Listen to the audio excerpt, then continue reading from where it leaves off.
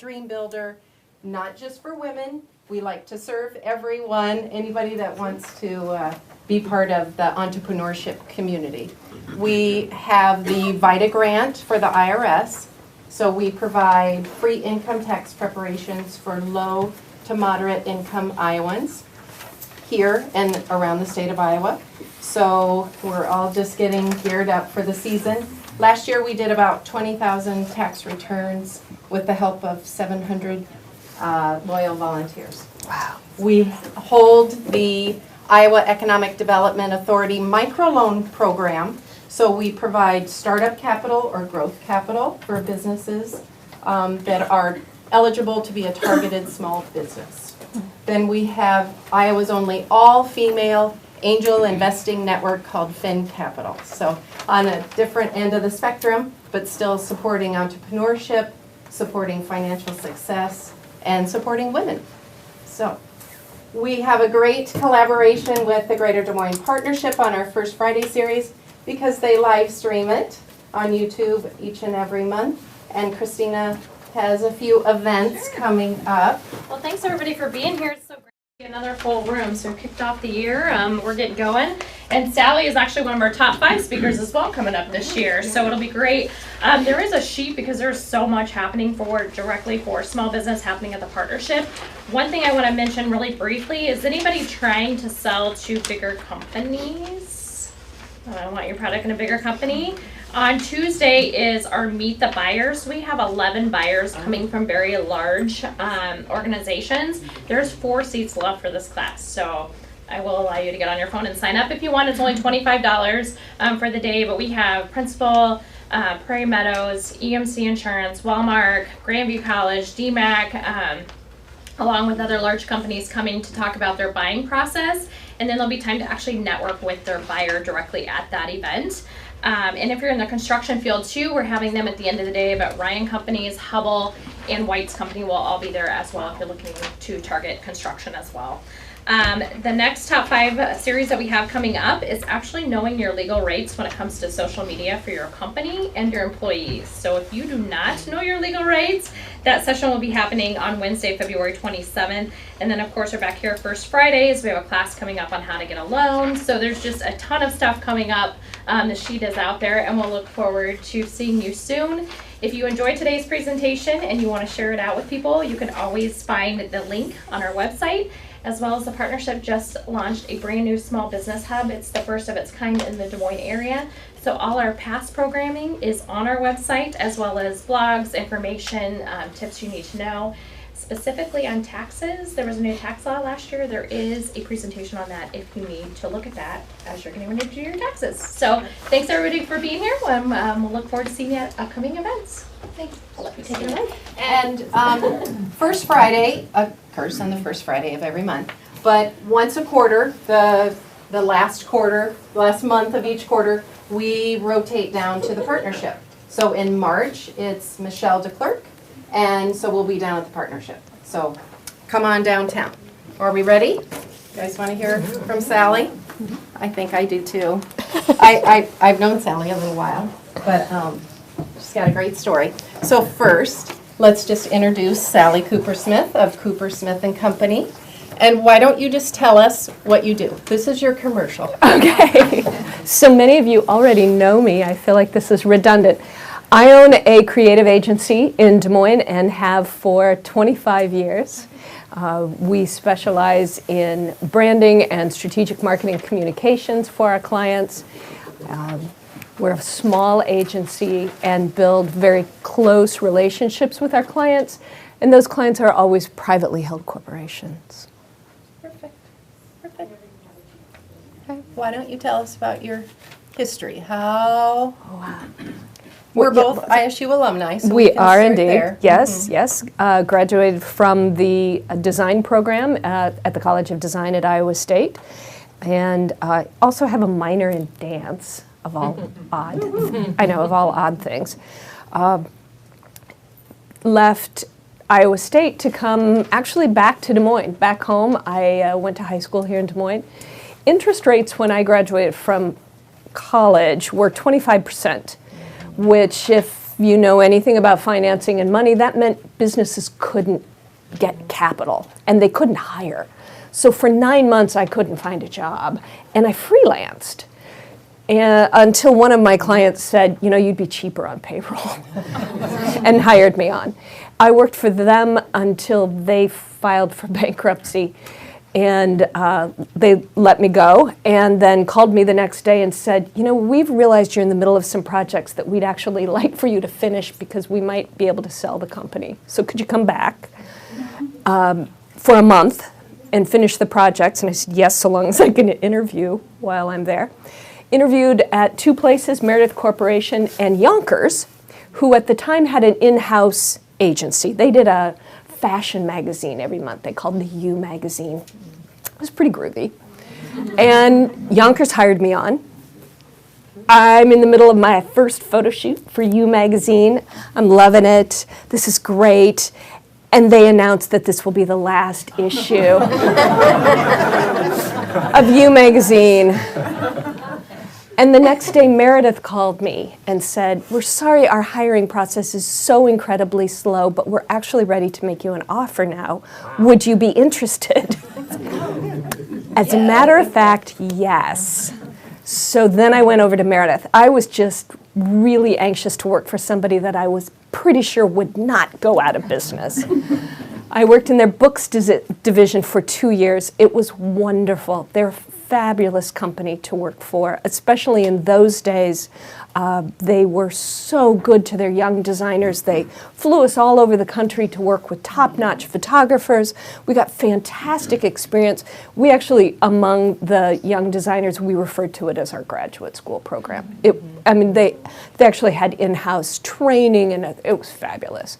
But after 2 years of graduate school, I realized I didn't want to become a publications designer, and I missed working with other paper and other inks, and started looking for a design studio to join.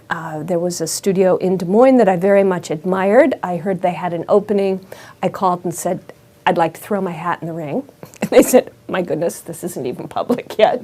It's a small town. I did get that position. I worked there for 6.5 years before I left to form my own company. And that was 25 years ago. That's amazing. Mm-hmm. Tell us a little bit about how you ended up going out on your own. You want that story, don't you? I do, because I think a lot of people could relate to how that came about. Conflict can lead to something better. Okay. Well, at that studio, there were 2 partners, and they were offering me to come on in a junior partnership capacity. It would be overtime, I'd buy in. It's not unusual to have that kind of a partnership transition. But I could tell there was a lot of resistance among one of the partners to bring me in. And they started setting up these assignments that I had to do. I had to write an essay about what I felt the future of graphic design and branding would be. And then another one about where I saw the studio in 5 years and 10 years. I had to write these vision statements. And then I actually had to create a business plan for the agency, and I had to kind of crunch through their annual reports and work that out. So this is now about a 3.5, 4 month process, and I still don't have any signatures on a line as to when this is going to happen. And then one day, one of the partners comes in and announces that she's leaving the company and she's going to go into business with her husband. It's a fabulous opportunity, something she's always wanted to do. We're really happy for her, but that leaves the not so friendly partner and I left. And by the time she's gone and the transition's there, and he comes to me and said, well, all right, if you'll stay, I'll make you a partner now. And I said, you know, that probably isn't going to work. And he said, then you'll have to leave. Okay. Well, I had done all of this thinking about where I wanted an agency to go. I had a business plan and a vision, and thank you very much, but now you've lit this fire. I can't put it out. So within the 2 weeks notice that I'd given, I had rented studio space and bought computers and started my firm. And I left. I did not take any of their business. I didn't take any of their clients. I don't believe in that. So I just opened my doors and let some friends know I was doing it, and we survived. Talk about that first few months.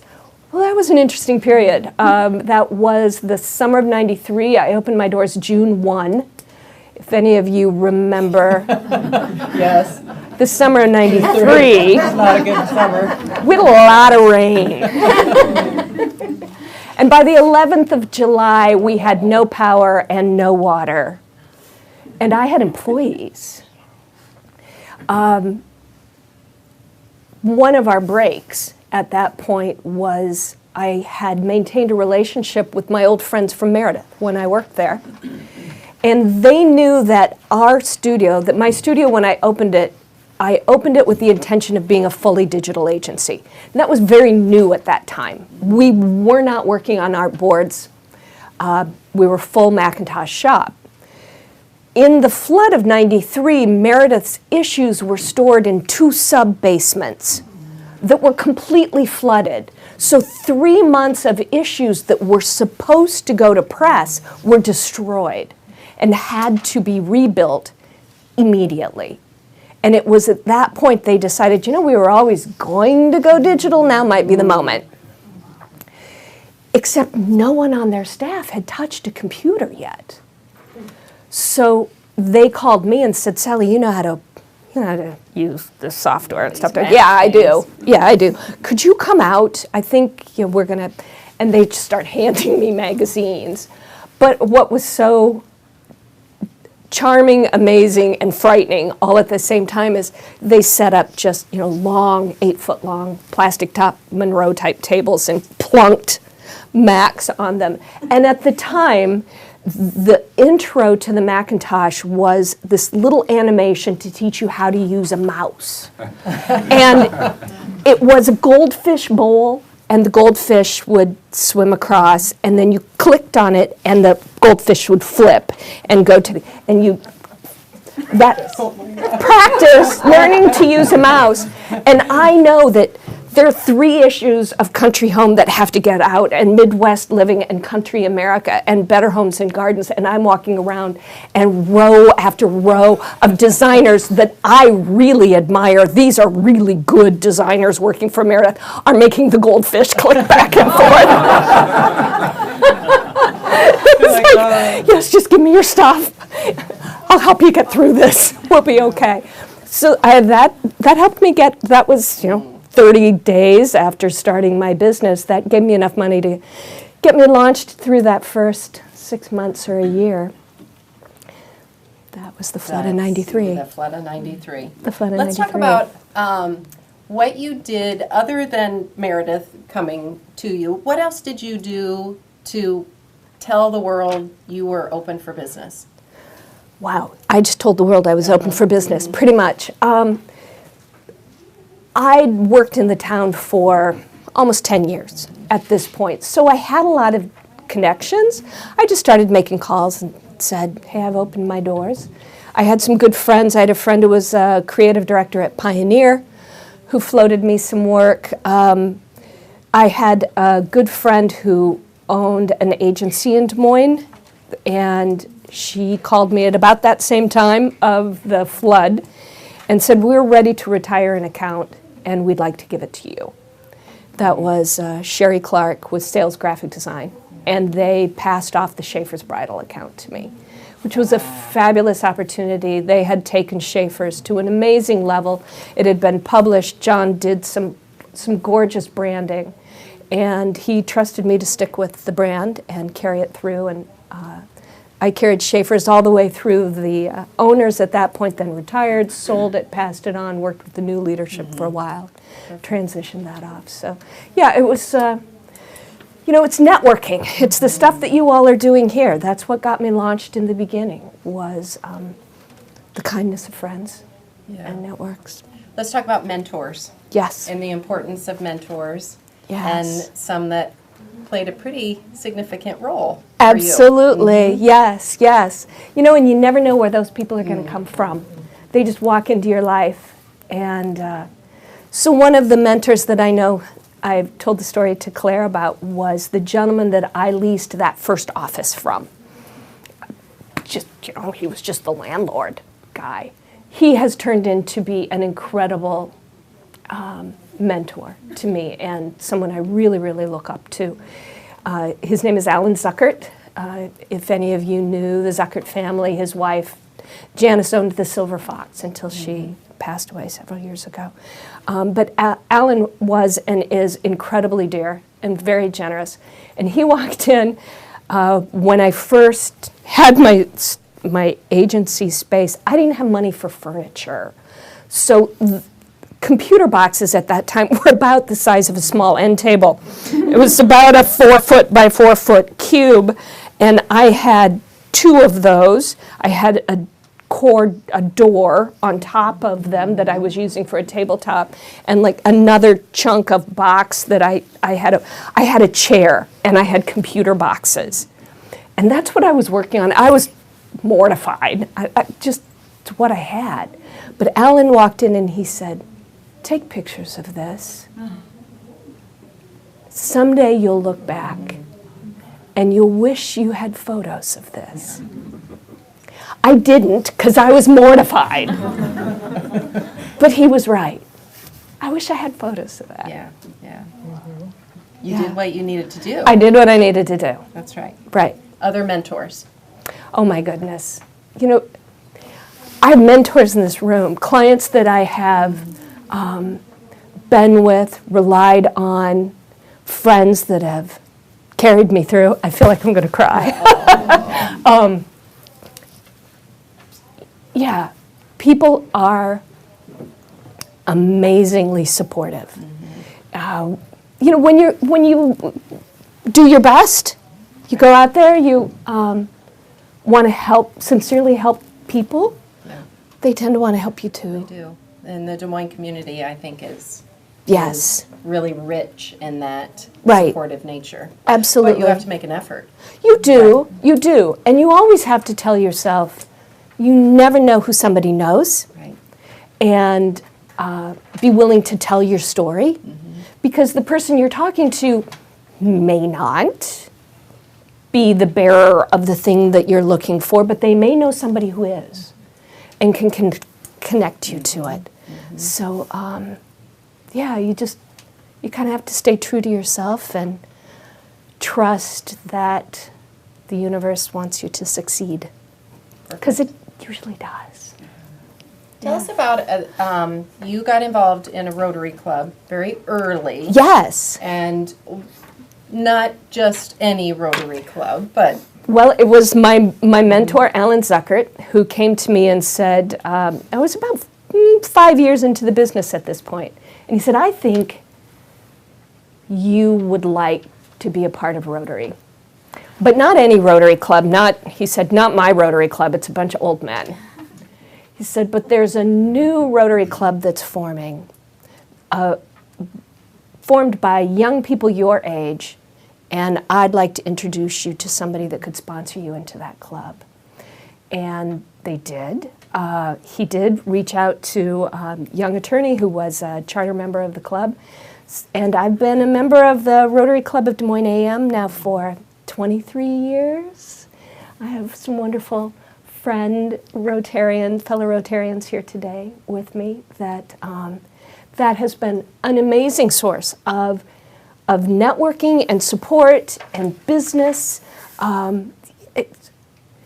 To plug into a group like a Rotary Club that has a connection into the community, that's doing work that you believe in and support and can get behind, is wonderful. It's good for business, it's good for the soul, it's good for you to be able to help their businesses. It is a wonderful symbiotic situation that I really recommend everybody to do. Tell them about the playground. Oh, well, it was at about our 10th anniversary of the club. And we were kicking around the idea that, gosh, we wanted to do something to kind of celebrate the fact that we'd actually made it to 10 years. And it was decided, well, let's put a playground down by Court Avenue and the river, so that when you're down there for farmer's market and your kids have got all this energy, you can take them down to the playground and do this exercisey thing. And we looked at it and thought, yeah, how hard could this be? Well, yeah. And we kicked around the idea and we thought, it's not going to be that much. We think $100,000 ought to do this. And, we'll put up some swings and a slide and some stuff. And in the meeting, before the end of the meeting, they did a call for, so who's in, who wants to contribute, who wants to be a part of this? And before the end of one meeting, they'd raised $100,000 with people just raising their hands saying, I'm in, I'm in. I couldn't believe it, to sit in this room and watch something happen for the community with just a bunch of people who cared. It was so exciting to be a part of that. Well, that was the seed. 5 years later, almost 10 years later, we'd gone through a process of realizing now the Army Corps of Engineers has to get involved, and a little playground isn't going to do it. It ended up growing and growing, and of course now there is this landmark playground space just east of Wells Fargo Arena at the riverfront of the Rotary Bobber Park that my club started. We got other clubs involved. It turned out to take millions of dollars. Kevin's company, Graham, was involved in building it at the time. It took the whole community getting behind it. And again, so exciting to watch and be a part of, and energizing. That's awesome. Talk about when you started your business, and I think everybody that starts one, they struggle with, when do I bring people on? When do I need, how long can I do this just on my own? And talk about your strategy with how you handled that, and a little unique what you decided to outsource and what you kept. Right. Because it's a little unique. It is a little different. Claire and I talked about this before I came. A lot of business advice is outsource or find help for the things you're not good at or that you don't enjoy doing. And I actually went just the opposite. I hired people to do the things that I was good at, mainly graphic design, because I knew it so well, I could manage it. What I reserved the right to do were the things that I didn't really understand. I'd never done intensive bookkeeping. I'd never had to prepare documents for taxation. I'd never had to manage sales taxes or any of that sort of thing. I'd never done sales face-to-face and pitching. I left all of that for me because I didn't know it well enough to trust anybody else to do it for me yet. Now you can call that over-controlling. Like I've never been called that before. But it worked for me. And it helped me know my business. That way, those things that I didn't understand, I learned. Otherwise, I think you end up with those pieces. Somebody else is managing your books and has all your numbers, and you never feel very connected. And I've not had that because I did keep that piece, and then hired folks because I knew design and I knew the creative aspects so well. I could hire people that I could recognize were really good at what they could do, and I could manage them easily. Yeah. Who was your first employee? His name was Tony Rose. He's still in town, still working as a creative. I had hired Tony within, I think, 2 or 3 weeks. Mm-hmm. Yeah, Tony was with me during the flood. And then it wasn't very long. I also hired an intern. There were 3 of us that first year. I was up to 4.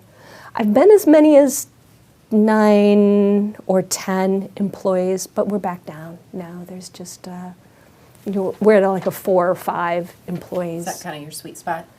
It's pretty good, yeah. That's a pretty good spot. What's the biggest challenge of managing employees? Oh, wow. That was a new question. That is a new question. Sorry. You just Sorry, pulled that one Sally, right I out of did. the hat. Because I'm like, oh, that might be kind of interesting. You know, I'll start by saying my philosophy for managing employees. Managing employees is a lot like raising children. So I think you have to approach it in a similar way. Just like with children, you have to tell them what your expectations are, and you have to make sure they stick with those expectations, but you need to do it in a loving way and a supportive way. But they also need to know what their boundaries are. It's a lot like raising kids. And consequently, I've built relationships with my employees that I feel like they're my kids. I have been blessed to have very long relationships with some of my employees. My right hand and sometimes my left, Robin Wasney, has been with me for over 20 years now. And I often start to call Robin by my daughter's name and have done the opposite. So yes, in a way, I think of her as the daughter I would have had at like a high school mistake, because we're not that far in age, but could have been. So that's really my advice for how you manage employees. As for how do you handle trouble with employees, about the same way you handle trouble with kids. You got to tell them when things aren't right, and set expectations and boundaries. And the difference is, kids you can't ask to leave. But employees, you get to say, I don't think maybe we're a fit. That's only had to happen a couple of times. That's good. That's good. You mentioned your daughter. Yes. So let's talk about the work-life balance. Oh, there is Myth. no such thing. There's no, sorry, In there's entrepreneurship. no Right. such thing. Carrie and Tim are here. We've had this discussion. There's no such thing as work-life balance. Work-life balance is you bring your life into the work, and you throw them both up in the air, and you start juggling really fast. It isn't possible to say, I will do this one for 8 hours, and then I will go do this one for 8 hours, and then I will go do this thing for the other 3 hours that are left over on Saturday. That's malarkey. You're going to do all of them at the same time, and sometimes you're going to feel as though one's not getting enough attention than the other, and then you're going to swing over and maybe put more attention to one side. It's more like work-life schizophrenia. So just be good with that. Stop pressuring yourself that it's supposed to be some other myth. It's not. The fact is, when you start a business and are running it, especially as a small business or solopreneur, they're going to mix together. There isn't enough separation to have one on one side of the scale and the other on the other side of the scale. It's not like a work-life balance. It's more like a work-life blend. And that's just what you live with. And when you were juggling that, now that you're 26 years in, what were some lessons that you wish you would have maybe listened to earlier that you understand now?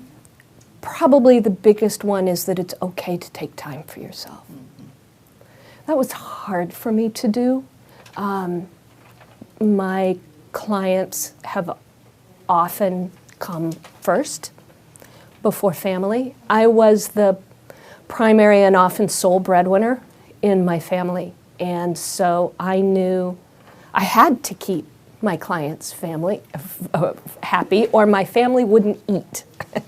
So sometimes there was sacrifice there that I maybe didn't always have to make. I could have balanced things a little bit differently. But I would say that's one of the things. Yeah.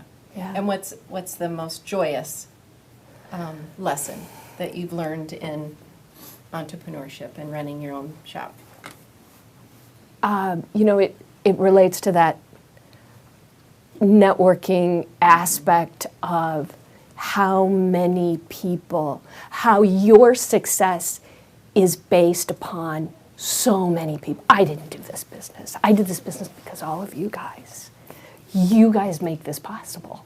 You support me, you believe in me, you pump me up when I'm feeling like, I don't know how this is ever gonna work. All of those people in your life are what contributes to your success. I had a 25th anniversary party last September. That was the happiest day moment in my life. I gotta tell you, it beat my wedding. It was the best. Yeah, it was absolutely the best. Where you could say thank you. Yes, just yes. That's wonderful. Tell the story about you've got to get a gang. Oh. I love that. So my mother and I were always very, very close. And she worked as a paralegal for one of the founding partners of the Whitfield law firm. She came in working for Alan Whitfield. And Alan was quite elderly by this point, and one of Mom's first jobs was he would dictate little notes every morning that Mom would type, back in those days, onto little fold-over note cards, and he would sign, because by this point his handwriting was poor, and that was about all he could manage to do. But every morning he sent out essentially handwritten notes, and they were just small thoughts, things like, I really enjoyed lunch yesterday, I think you had a great idea, I really hope you pursue it. And, you know, just small supportive statements. And Mom asked him about it, and he said, Donna, the thing you've got to remember is that you've got to get a gang, and when you've got them, love them hard. And that was part of what he did. Was he sent out those notes, he'd encourage people, he'd stay in contact, and that stuck with me. And in a digital age. Right, now we call them our tribe, Yeah. and we try to talk to them through social media, which sort of counts, but it's still really important to remember that it's that connection, love them hard part that you want to make sure you really got. Yeah. So you're in an industry that has seen a great deal of change from the Yes. day on the box to now. Right. Tell us about that journey and how you have stayed obviously very relevant in this market, that there's a lot of young kids coming in, and how have you stayed relevant, really? You know, you have no choice, really. If you're in an industry that's affected by incoming technologies and changes, and what of us aren't, you have to keep learning. You just have to. Every time something new comes out, you got to sit down with the tutorial, you got to work through it, you're going to have to learn it. In my business, it seems like every 3 months there's yet another thing I got to learn. And it may be nothing more than, oh great, now Instagram's allowing us to do video. Good, now I got to learn that. Okay, great. Yeah. Oh, how? Now, oh, now the analogs, the analytics have changed. Great. Now I got to learn that. So it's a matter of encouraging yourself, forcing yourself, having the discipline to be self-directed in your continual learning, so that you stay on top of what's happening in your industry or the changes that are being forced upon your industry. Sometimes they're not pretty changes, and we don't like what's coming. It's evolve or die. And so you just have to do it. What would you say your best characteristic has been that has kept you going? You love pulling these out of the Oh, yeah, hat, sorry don't you? about that one. Sorry about that one. Yeah, I got that one. My best characteristic that's kept me going, tenacity. I think Dog with a bone. dog with a bone. Yes. I actually heard a saying once that says you make a decision once and the rest of it's just tenacity. So there's a fair amount of that. Yeah, stop second guessing yourself. Decide once and follow it through. What do you see in the next 5 years? Sorry, I pulled this one out too. Well, daughter? yeah, that's right. We'll segue into that one.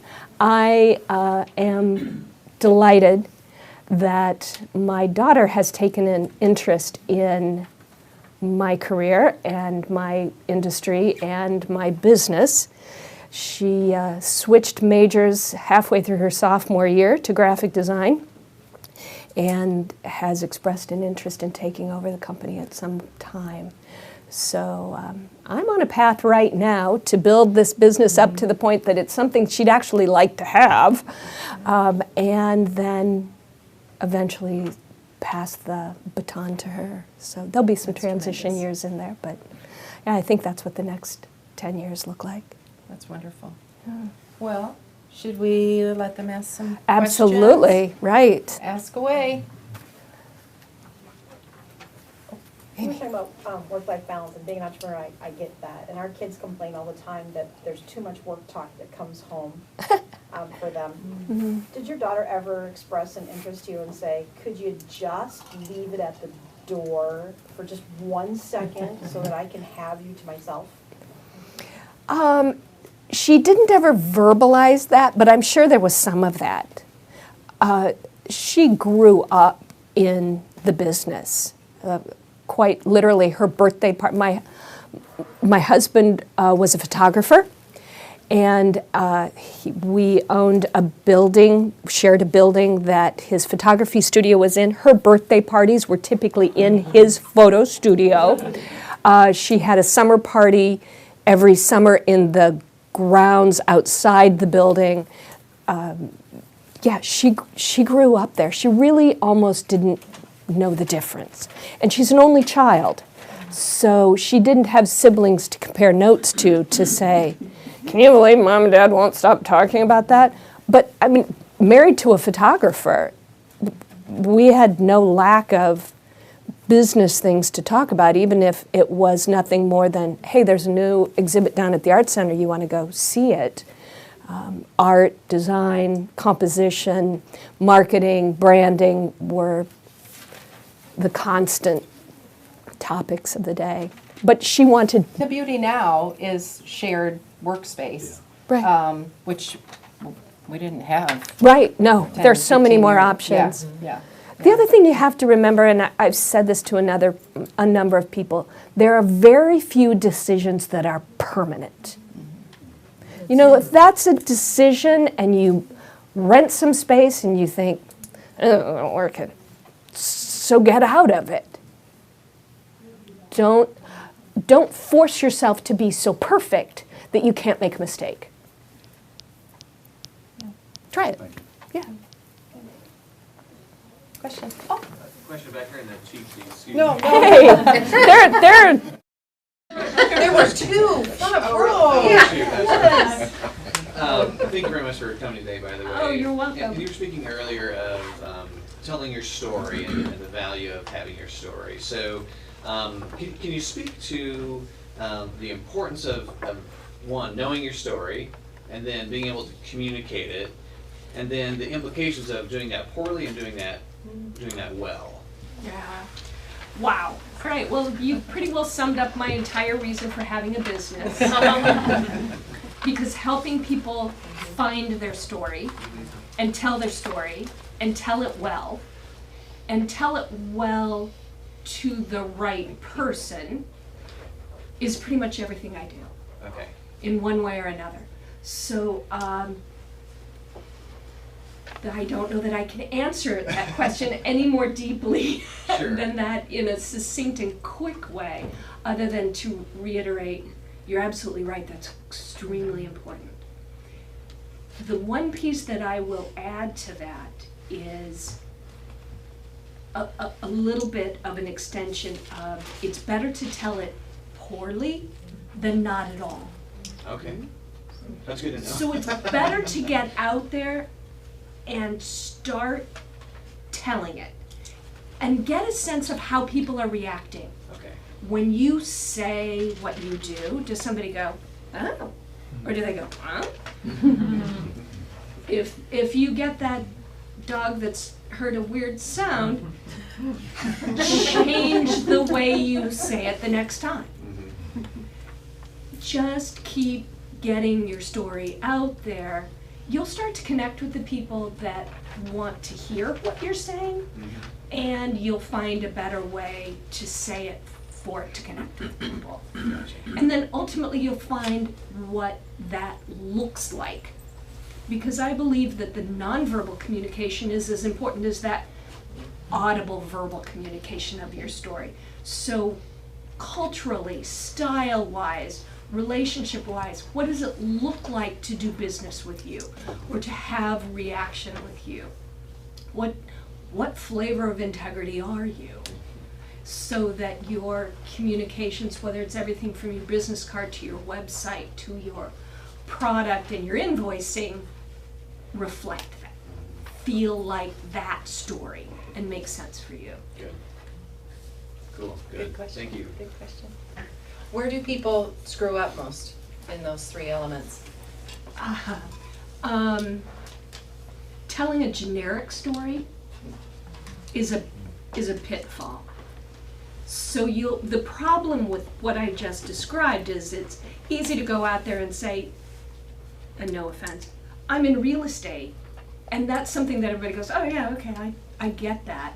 But it also now made you one of 10,000. So you have to not only tell a story, but you have to tell a personal story that connects, and to drill down for that. So I would say one pitfall is to have a generic story, just being too vanilla. Yeah. Any other questions? Yeah? One of your strengths, Sally, is that look that you just get a little bit ago when you do that look. And Sally's not afraid to give you that look when she doesn't understand what's happening and makes you say some more and talk about more. And that's about those relationships. I think you're very honest and you're able to get those relationships out. How quickly are you able to establish that? And what are some of the things that you do in your either new business process or onboarding that gets you that close, that you can remove that filter? Honestly, for better or worse, after doing this as long as I have, I'm pretty intuitive. So it doesn't take very long for me talking with somebody, and if they're open to a line of questioning, I can drill down pretty quickly. At least to a point that I'm able to start to hold up a mirror and say, this is what I'm hearing from you. Now, that may not always be a comfortable reflection.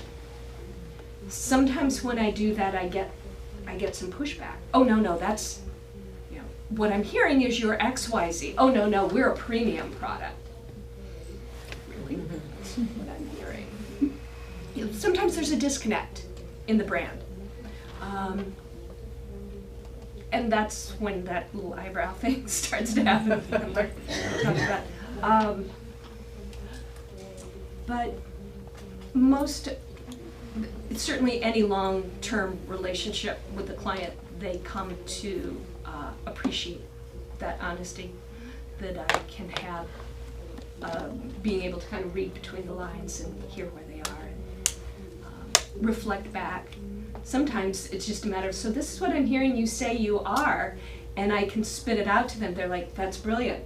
No one's ever been able to sum it up like that before, and you just now did that. Well, that's what I do. As a follow-up to that, can you talk about firing clients or saying no to new business and what value that has? Right. Well, sometimes the fit's just not right. You know, they have to get your way of doing business, whatever that is. And they have to appreciate you and what you bring to your business. And if they don't, it's just plain not a good fit. It hasn't happened very often. It's a pretty self-selective process for me that if I'm going through that questioning process with a client and we're starting to really do some brand identification and story identification, if they're not comfortable in that process, they run away early. So it's not usually something that I have to fire them too much in the beginning. It's more of a matter maybe down the road. Yeah. Who's the ideal best client for you? The ideal client? I love working with family-owned businesses, especially second or third generation family-owned businesses that, because they're at that point of a transition. They've built to a point that they've kind of done things a certain way and may realize that their industry or their way of working has changed. Maybe the story that they had in the beginning doesn't serve them as well anymore. They're ripe for reinvestigating that process and honestly are large enough to some extent to really be a good media account for us, to let us get in there and really do some wonderful things for them. I love that. I love that. But I work everything from that. The Wright Service Corp family of companies are clients of ours. They're now over 4,000 employees internationally, and we work for all of the companies within them. I started with them when I worked for Herd Gardens, and they were family owned. And then sold into Wright Tree Care, who has grown into this massive company. But it's the same culture. At the base, they're still that same kind of company, and I love them. But I work for every company from that all the way down to individual, true solopreneurs. It's one guy doing it. It's really a matter of having somebody who wants to find their story, tell their story, and build that strong relationship, like what Jane was talking about. Obviously, where you are currently in your career is a very exciting time, and you get to celebrate and appreciate and embrace all your friendships. And I also know that when you start up a business, it's very exciting about the dreams of potentials. What about that 3 to 5 year mark when it's like, I have made the worst mistake of my life? and do you have, how did you got through that slump? Yes, you're right. No, you're absolutely right. That time is a slog. And frankly, 25 years is still a slog. There are a lot of mornings that I think, how long am I going to do this? Holy buckets.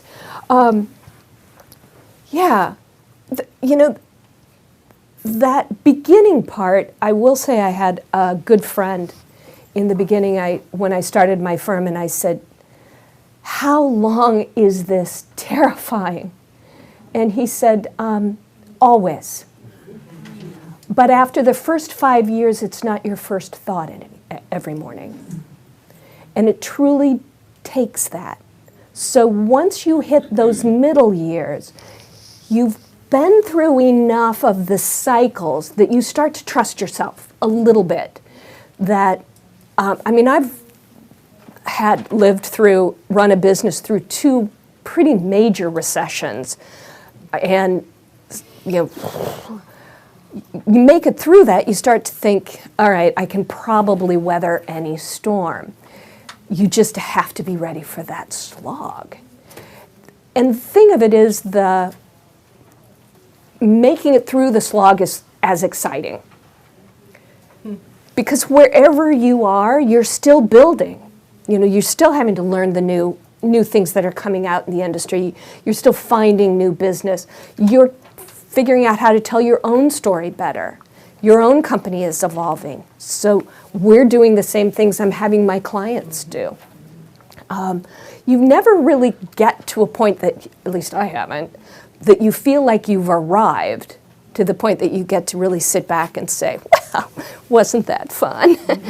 I'm not there yet anyway. I'm hoping about the time I can finally pass this off to my daughter, I can go, bye. I hope you have fun. Yeah. But I have a feeling that even that won't happen because I've watched so many family businesses transition that it doesn't really work that way. What's your favorite thing to do in Des Moines? You're a huge Des Moines champion. I do love Des Moines. Oh my goodness. There are so many amazing, wonderful things in this town now.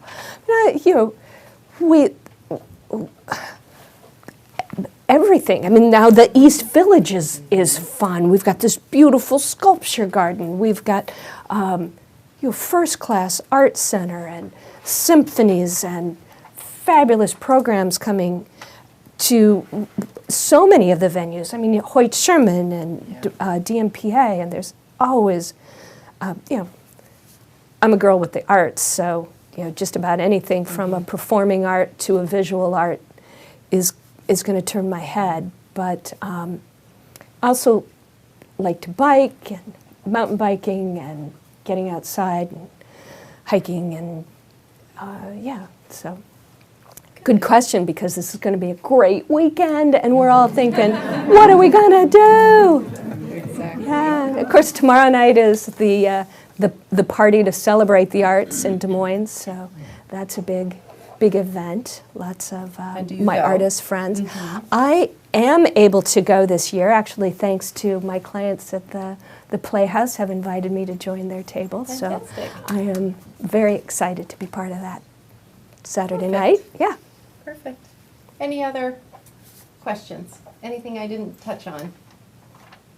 Yeah, Jane. How have you seen change in its support for the services offered to women-owned businesses compared to as you get ready to pass it off to your daughter? How has When it you say changed in 25 services, years? Jane, tell me what you Infrastructure, like to support small business. Have you seen the environment change? Yes, in I 25 have. years? There's more. There. I mean, thanks to folks like Claire and you and things that are resources, it's still hard. There's no offense against men, but women have a particularly different set of challenges when we start businesses than men do. Certainly, our position with childcare is an issue. It's better now than when I had my daughter 22 years ago. It's much more accepted to put a child in daycare, even at a 3-month age. When I did it, it was eye-raising that you would do that with a child. So there's more support, but I think women need to realize when they get this feeling that this is bloody hard, it's because it is. It is. And all the support in the world isn't going to change that. Yeah, and we'll support, we need to support each other and we need to be there for each other, but you get in there and you do it. You just get in there and you do it. And every day you do it again. And that's true whether you're a man or you're a woman. You just keep doing it. Yeah. And it's cool. It is cool. It's cool. It's cool. It's cool if you love it. Truly, if you don't love it, don't do it. Because it is hard. Running a business, especially when you have to be the breadwinner, when you have to make this business run, that's a lot of pressure. it can be incredibly rewarding. But you often don't feel it at the time. That sense of fulfillment and rewarding only happens in hindsight. So maybe enjoy it along the way. Right, right, yeah. It's that part, take time for yourself, allow the fact that there's no such thing as work-life balance. It's basically work-life blending. Do we have time for one short story? Of course. So my daughter is at Iowa State, my alma mater, studying graphic design, and I have stayed involved with the college over the years, and so have some friendships with some of the professors that are up there still in the program. And my daughter now has those professors for some of her classes, which is amusing. The first day of semester this year, she sends me a Snapchat with this raised eyebrow, probably the same one that Mark references, that just says, "My professor just called me Sally." I'm sorry. I'm sorry, sweetheart. I'm sorry about that. But one of her professors came up to her this semester and said, "Do you remember when I first met you?" And she said, "My sophomore year." And she said, "No, you were about 5 or 6. Your mother came up to speak to one of the senior classes, and she brought you, and you sat in the back of the classroom and colored and read. And I sat back there and talked with you." And she remembered this. My daughter was, first of all, touched. It was, very incredible that even happened. But it goes to show that work-life balance isn't a thing. It's a blend. So, I just picked up my daughter. It's like, I've got a speaking gig, and you're coming along. Fortunately, she was a really good kid, and I could do that. And people told me, "You realize that's not normal." Normal children don't do that. But God blessed me with that one. So yeah, you just enjoy it as you go. Good. Enjoy the blend. Good, good. Thank you. Thank you. Thank you. Congratulations.